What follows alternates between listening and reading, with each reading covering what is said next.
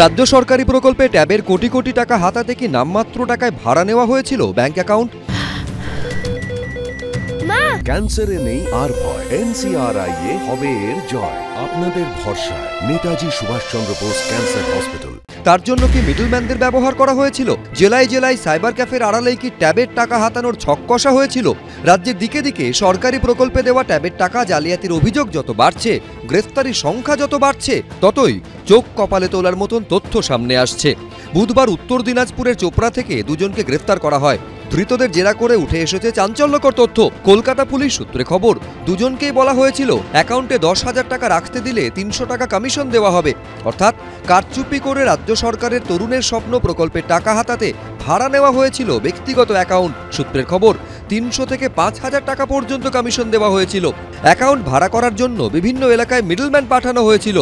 আর এদের টার্গেট ছিল মূলত বয়স্ক মহিলারা। লালবাজার সূত্রে খবর, ট্যাব জালিয়াতির জন্য যে আইপি অ্যাড্রেস ব্যবহার করা হয়েছে তার অধিকাংশই উত্তরবঙ্গের। সম্ভবত এই প্রতারণা চক্রের এপিসেন্টার উত্তর দিনাজপুরের চোপড়া। সূত্রের খবর, চোপড়া এবং সংলগ্ন এলাকাতেই বিভিন্ন অ্যাকাউন্টে ট্যাবের টাকা ঢুকেছে।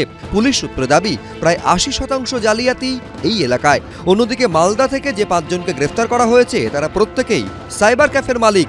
সেখানে বসে রীতিমতো ছক কষে টাকা হাতানোর ব্লুপ্রিন্ট তৈরি করা হয়েছিল বলে প্রাথমিকভাবে অনুমান করছে পুলিশ। মাস্টারমাইন্ড রকি শেখ ভগবানপুরের একটি স্কুলের চুক্তিভিত্তিক শিক্ষক। সূত্রের খবর, ধৃত হাসান শেখ এবং শ্রবণ সরকার এই রকির কাছে কম্পিউটারের প্রশিক্ষণ নিয়েছিল। এর মধ্যেই আবার জড়িয়েছে রাজনীতি। তার কারণ, বৈষ্ণবনগরে ধৃত শ্রবণ সরকারের বাবা কালিয়াচক 3 নম্বর ব্লকের তৃণমূলের SC সেলের সভাপতি। অসম্ভব, আমার ছেলে কোনোদিনই ট্যাপ ক্যালেন্ডার যেতে, সব ছেলে একটাই ছেলে আমার। কোথা থেকে শিখলো কম্পিউটার শিখেছিল বৈষ্ণবনগরের রকির দোকানে। রকির দোকানে মানে যে রকিকে পুলিশ ধরেছে? জানি না রকিকে পুলিশ ধরেছে না, তখন জানতাম না, এখন জানছি রকিকে ধরেছে।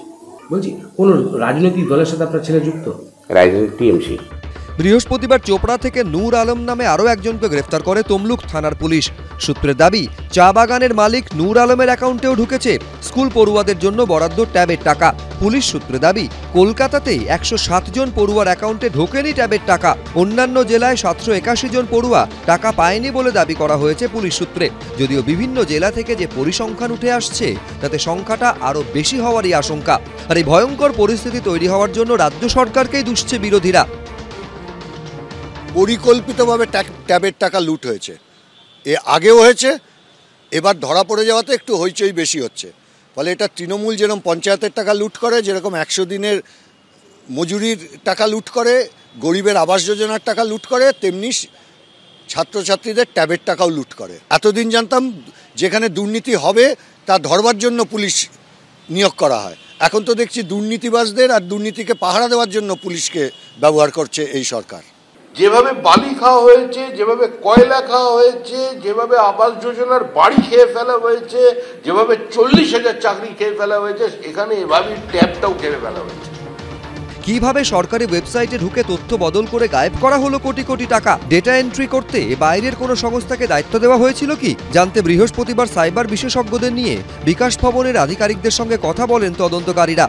এই ধরনের ক্ষেত্রে পুলিশের প্রায়র ইন্টেলিজেন্স থাকাটা উচিত, কারণ গোটা রাজ্য জুড়েই যখন এটা হচ্ছে, পুলিশের কাছে এই ধরনের কোনো ইনফরমেশন কোনো জায়গা থেকে এসছিল কিনা, যেরকম ধরনের ঘটনা ঘটছে, তো এইরকম ফেলিওর আছে কিনা এটা কিন্তু তদন্ত করলেই বুঝতে পারা যাবে।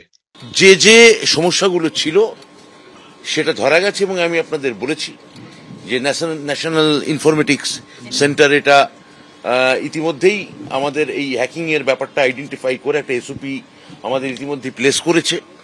আমার ধারণা এটার যেভাবে গতবার মাধ্যমিকের প্রশ্ন লিক বা উচ্চ মাধ্যমিকের প্রশ্ন লিক ব্যাপারটা আটকে গেল, এটাও সামনের বার থেকে আর হবে বলে আমরা আশা করতে আমি আশাবাদী।